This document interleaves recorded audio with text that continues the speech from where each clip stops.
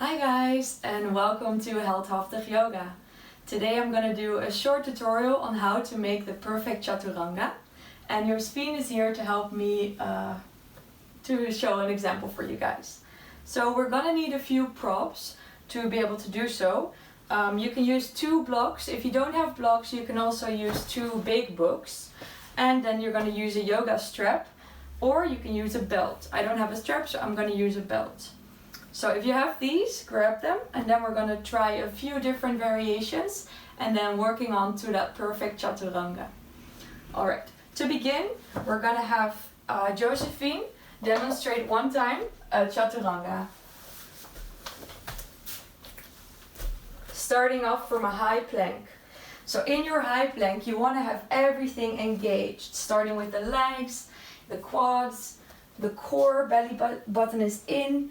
She's pressing the mat away with her hands and she's gazing at the top of the mat. So you're one long line of energy all the way from the top to the bottom. So for now, if you want to go for the Chaturanga, shifting forward, bending the elbows to the back, hovering in your low plank. Now flipping over the feet, pressing up into upward facing dog. Very nice. And then returning to downward facing dog. Now we're going to do a few exercises in order to strengthen your muscles, so you're going to be able to make this Chaturanga as well.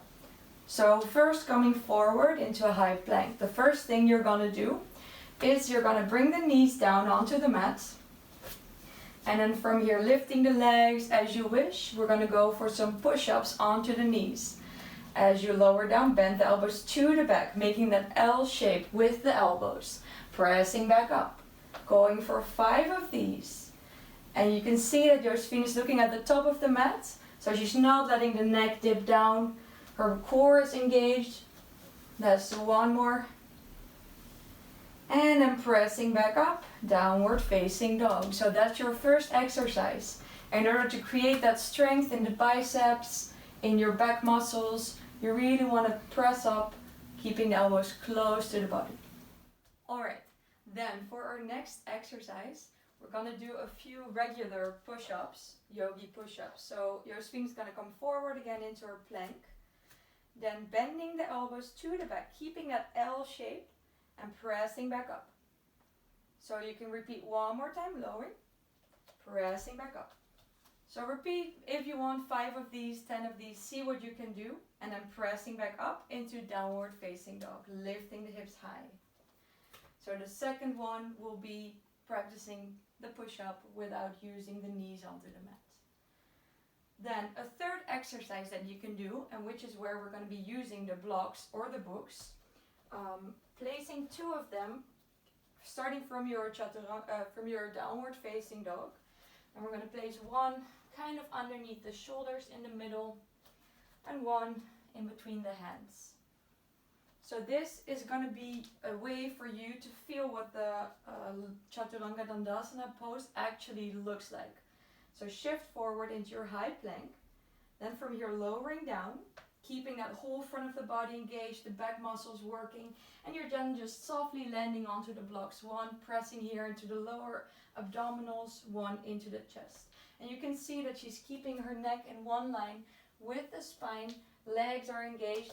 Really pressing the feet to the back and then just getting that position here. As you can see, she could put the hands a little bit more to the back. Really keeping that L shape, very strong active position to get that whole body used to that shape, imprinting that perfect Chaturanga shape in the body. Alright, and then pressing back up into your downward facing dog. Pedaling out the legs, taking a few breaths. Then from here we're going to go to our final practice, which is where we're going to be using the strap or a belt, whatever you have. So come onto your knees for a moment, and then I'll remove the blocks. So you want to place it on top of the upper arms, a little bit tighter than you think you would have the arms apart.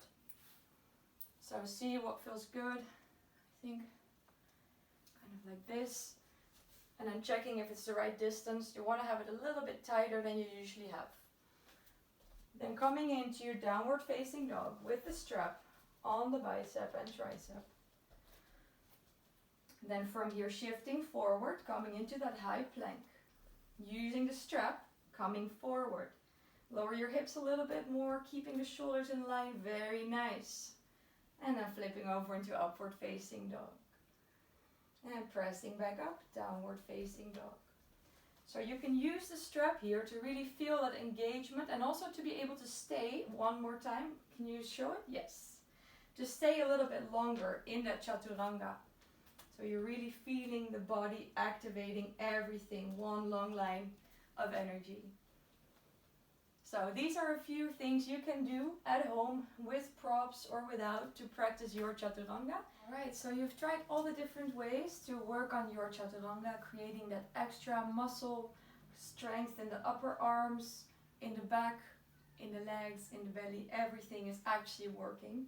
So we're going to do one more time to show the high plank and then some things what we're going to focus on in the Chaturanga. So bending the elbows to the back. And then noticing that you keep on kicking the heels to the back, activating your quad muscles, drawing the belly button in, and then flipping over, upward facing dog. So in your upward facing dog, you can see that the knees and thighs are lifted off the mat. The tops of the feet are on the mat, but she's really working harder to lift everything off the mat. The chest is open and forward, shoulders are stacked above the wrists. Very nice. And then pressing back up into downward facing dog.